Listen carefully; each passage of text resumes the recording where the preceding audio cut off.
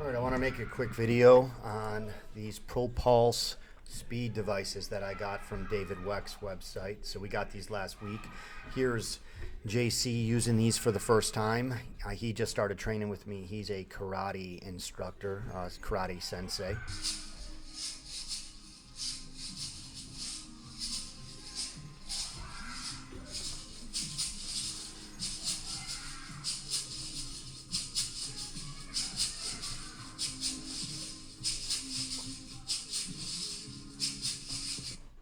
All right, yeah, that last rep I probably wouldn't have did. He slowed down quite a bit. Like I said, this is his first time using these. We just got these. And the reason why I got these is, let me start from the beginning. So this is Tony Holler's YouTube channel. Tony Holler is over here on the side, and he's talking with David Weck right here. And they're talking about sprint mechanics, as the title of the video shows. And if you click on here for a minute. With the side that you're landing on. Yeah, so there's Tony Holler talking right now. Is that the hands make a V, Yes. and not an extended U. Right. If you're going to jump, And so what they're talking about, trying to more find. bouncy. All right. And then he comes up elbow high here, and he boom, boom, boom, and he's creating a connective tissue recoil. Okay, so it was interesting what they talked about. I'm not a sprint coach, but I love sprint info.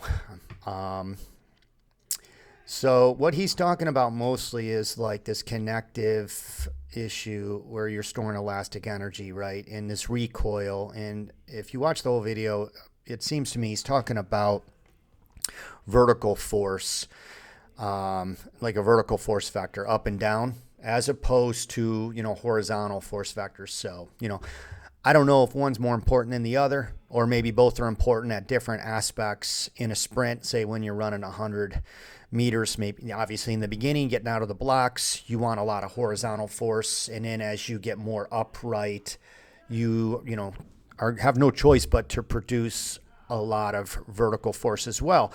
But anyways, I thought this was a really good video. If you're into sprint stuff or plyometrics, elastic training, I think you should watch it. It's really good. And then the next video, so that was interesting, right? For me at least. And then the next video I watched is, again, they're at I believe they're at David Weck's facility, and I think he's in San Diego. And this guy right here, I guess I don't know, he works with David Weck. This is not David Weck, but I watched this video as well, and he has these devices in his hand, these Propulse handles, and you'll see kind of goes through this progression, right? And then he starts to jump a little bit, and then he really turns it up. Kind of lost it there, but so I showed this to JC, and I said, hey, try this, man. And that's the video that I showed you in the very beginning. He did it for the first time, and it just looked like there might be something to these. And so I asked him what his thoughts were as well. And I think because of the weight in your hand, and these are them, okay, on David Weck's website.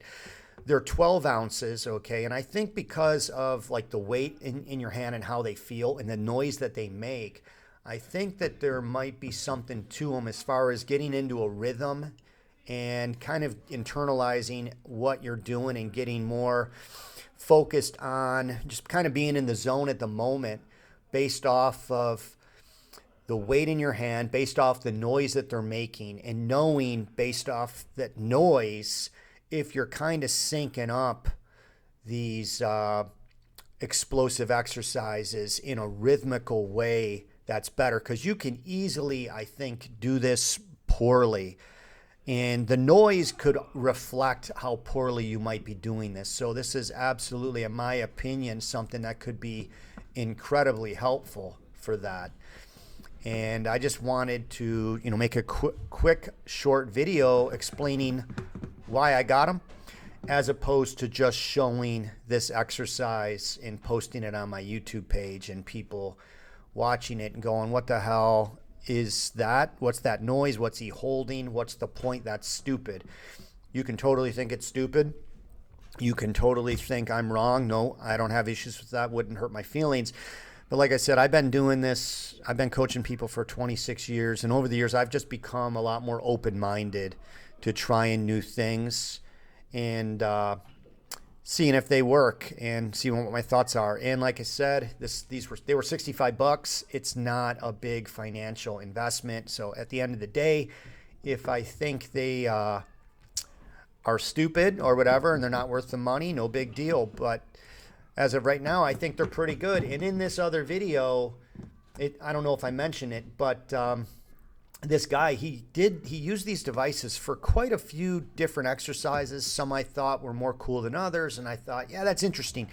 And you really don't know, until you do something. You can read a book, you can watch a video, but until you apply it yourself, you're really never going to know how it feels and what your thoughts are, if you think it's useful, if you think it's useless. So, I don't think you should completely devalue something if you don't understand it. Sometimes you should try it first and then go from there.